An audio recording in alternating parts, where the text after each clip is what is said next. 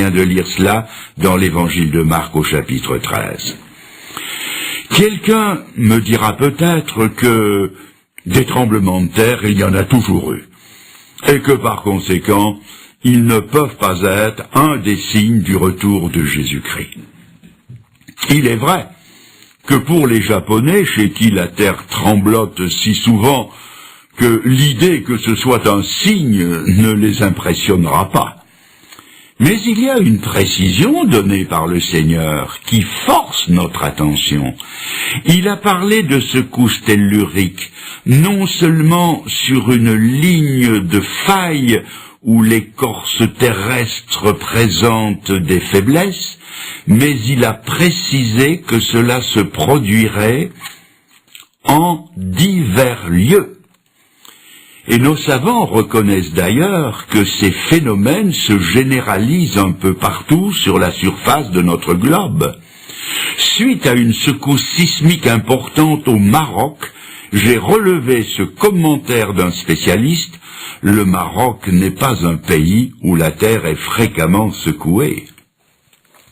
En me fiant aux déclarations de la Bible, que je tiens pour inspirées de Dieu, j'ai entrepris une collection d'un genre nouveau. J'ai guetté toutes les nouvelles des tremblements de terre d'intensité variable rapportées dans mon journal et je les ai découpées et collées dans un album.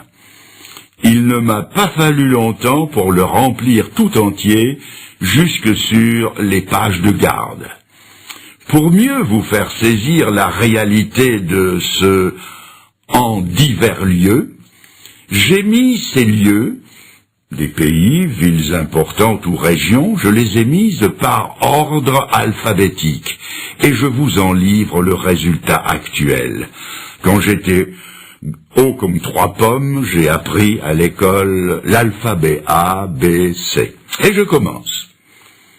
Alger, Afghanistan, Açores, Acapulco, Aléoutienne.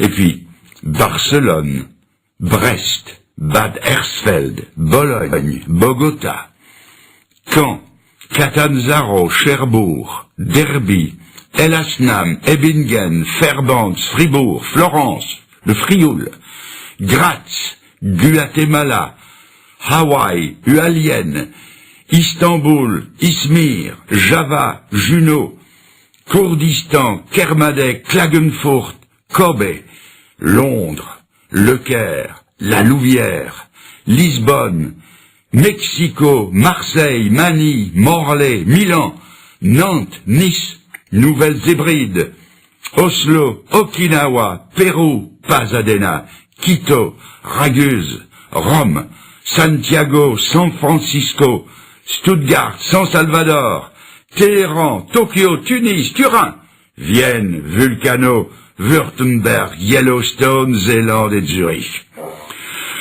La Bible va plus loin quand elle nous en parle d'ébranlement. Elle dit que les puissances des cieux seront ébranlées, c'est-à-dire que les démons redoublent d'efforts. La Bible nous dit encore, les nations ne sauront plus que faire, c'est-à-dire que les structures de la civilisation s'effritent et s'effondrent.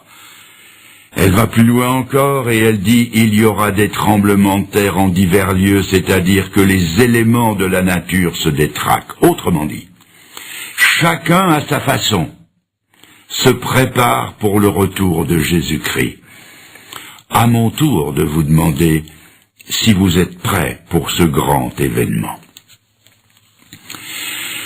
Quatrièmement, jamais on n'a entendu dire que les hommes aient souhaité des cataclysmes de ce genre. Demandez à ceux qui ont vécu les tragédies du Frioul en Italie, du Kobe au Japon ou d'Izmir en Turquie. Tous vous diront qu'ils ont peur des fléaux de la nature. Et pourtant les jours viennent où des hommes qui ont désappris à lever les yeux vers le ciel, qui ont désappris à prier, vont prier le ciel de leur envoyer des tremblements de terre. Voici ce qu'on lit en Apocalypse 6, verset 12. Quand il ouvrit le 6e sceau, il y eut un grand tremblement de terre. Le soleil devint noir comme un sac de crin. Les rois de la terre, les grands, les chefs militaires, les riches, les puissants, tous les esclaves et les hommes libres se cachèrent dans les cavernes et dans les rochers des montagnes. Et ils disaient aux montagnes et aux rochers, « Tombez sur nous et cachez-nous devant la face de celui qui est assis sur le trône et devant la colère de l'agneau, car le grand jour de sa colère est venu, et qui peut subsister ?» Du haut en bas de l'échelle sociale, les hommes tremblent et désirent un cataclysme qui leur offrira un refuge devant celui qui vient. Quels sont ceux qui tremblent et qui prient? Ce sont ceux qui n'ont pas tremblé à la pensée de leurs péchés et qui n'ont pas prié pour en avoir le pardon. Ce sont ceux qui ont tourné le dos à la grâce de Dieu et qui ont dit non à Jésus-Christ quand il était l'agneau de Dieu qui ôte le péché du monde.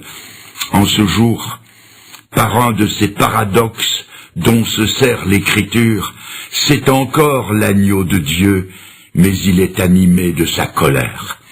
Et dans leur épouvante, ils invoquent un Dieu qu'ils ont méconnu pour que la terre tremble, pour que des cavernes s'ouvrent au flanc des montagnes et pour que des rochers tombent et en obturent l'entrée. L'heure J du jugement a sonné, et la terreur est telle que pour la première fois dans l'histoire du monde, les hommes désirent ce qu'ils ont toujours craint. Il y a quelques années au Chili, lors de violentes secousses sismiques, on a vu des hommes se jeter à genoux en pleine rue et demander au ciel d'arrêter le tremblement de terre. Ici, c'est le contraire. Ils implorent le ciel de leur envoyer un cataclysme qui leur paraît plus supportable que d'affronter le juste jugement de Dieu. Mes amis, si vous refusez le seul refuge que Dieu offre en Jésus-Christ, vous vous préparez pour ce jour-là. Il demande que les rochers se fendent, que des cavernes s'ouvrent au flanc des montagnes, qu'ils puissent s'y engouffrer, et que derrière eux des tonnes de matériaux tombent pour en obturer l'entrée. Mes amis, n'attendez pas. N'attendez pas que sa grâce se change en jugement et son amour en colère, mais que plutôt, comme pour ces deux femmes qui cherchaient le Seigneur en allant au sépulcre, vous entendiez la promesse. Pour vous, ne craignez pas. Je continue encore un autre chapitre. C'est le chapitre 4 du livre des Actes des Apôtres qui nous fait assister maintenant à une réunion de prière des chrétiens persécutés de l'Église des premiers temps, dont voici un abrégé à partir du verset 24. Ils élevèrent à Dieu la voix tous ensemble et dirent « Seigneur, vois leurs menaces et donne à tes serviteurs d'annoncer ta parole avec une pleine assurance. Étends ta main pour qu'ils se fassent des guérisons, des miracles et des prodiges par le nom de ton saint serviteur Jésus. » Quand ils eurent prié, le lieu où ils étaient assemblés trembla. Je répète, le lieu où ils étaient assemblés trembla. Ils furent tous remplis du Saint-Esprit et ils annonçaient la parole de Dieu avec assurance. Le lieu où ils étaient assemblés trembla.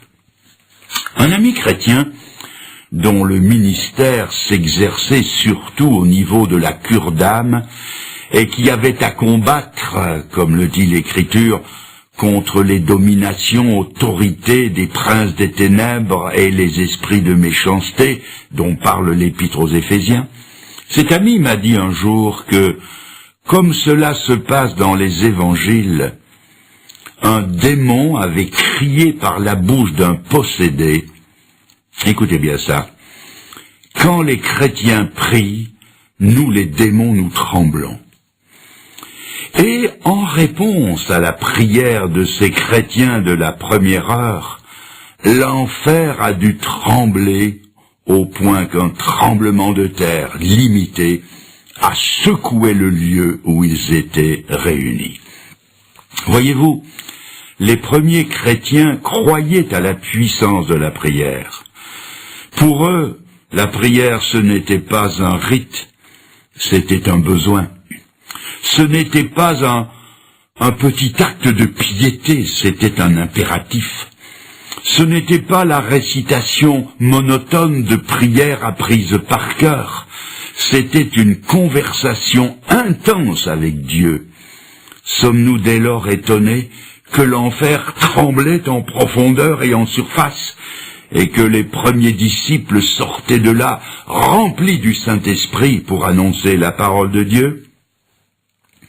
Je veux maintenant vous transporter au ciel par la pensée et par la Bible et vous faire voir ce qui se passe au ciel quand sur la terre les chrétiens prient. Dans l'Apocalypse au chapitre 8, versets 3 à 5, l'apôtre Jean nous transmet une vision céleste empruntée en partie à l'Ancien Testament. Je lis. Je vis les 7 anges qui se tiennent devant Dieu, et un autre ange vint, et il se tint sur l'autel, ayant un encensoir d'or. On lui donna beaucoup de parfums, afin qu'il les offrît, avec les prières de tous les saints sur l'autel d'or qui est devant le trône. La fumée des parfums monta, avec la prière des saints, de la main de l'ange devant Dieu. L'ange prit l'encensoir, le remplit du feu de l'autel et le jeta sur la terre. Et il y eut des voix, des coups de tonnerre, des éclairs et un tremblement de terre. Dans cette vision, on voit un ange qui représente le seul médiateur entre Dieu et les hommes qui est Jésus-Christ, selon ce qu'en dit 1 Timothée, chapitre 2, verset 5. On y voit donc le Seigneur qui retransmet devant le trône de Dieu les demandes de ceux qui sont en prière sur cette terre. Avant d'aller plus loin, permettez-moi une courte digression sous forme de question. Quand quelqu'un prie, jusqu'où monte sa prière? Qu'en pensez-vous? Ma réponse va vous étonner et peut-être même vous scandaliser en un premier temps. Les prières les plus ferventes ne montent pas plus haut que le plafond, ou jusqu'au premier étage, avec le risque d'importuner les voisins si vous priez fenêtres ouvertes et à tue-tête. Maintenant, ne me prenez pas pour un mécréant avant de m'avoir écouté jusqu'au bout. Si vous regardez bien le texte que je viens de lire, vous verrez que ces prières sont, et je souligne, sont alliées au parfum de l'ange devant Dieu. C'est-à-dire que nos prières ne parviennent jusqu'au ciel que si elles sont alliées au parfum des perfections de Jésus-Christ, qui est notre seul représentant devant Dieu. C'est pourquoi, dans le Nouveau Testament, comme aussi dans toutes les églises évangéliques du monde, chaque prière est ponctuée du « au nom de Jésus-Christ ». Ce n'est pas là une formule magique, c'est la foi en la valeur de l'unique médiation de Jésus-Christ. Et ainsi fait en son nom, les prières les plus secrètes, traversant les espaces intersidéraux, sont en temps réel, comme on dit aujourd'hui, entendues devant le trône de Dieu, parce qu'elles sont faites au nom de Jésus-Christ, notre seul représentant devant Dieu. C'est ce qui s'est passé en Apocalypse 8. Et la réponse est venue sous forme de voix, de coups de tonnerre, d'éclairs et d'un tremblement de terre. C'est ce qui s'est passé en Acte l'acte 4, évoqué plus haut, où le lieu où ils étaient assemblés trembla, où ils furent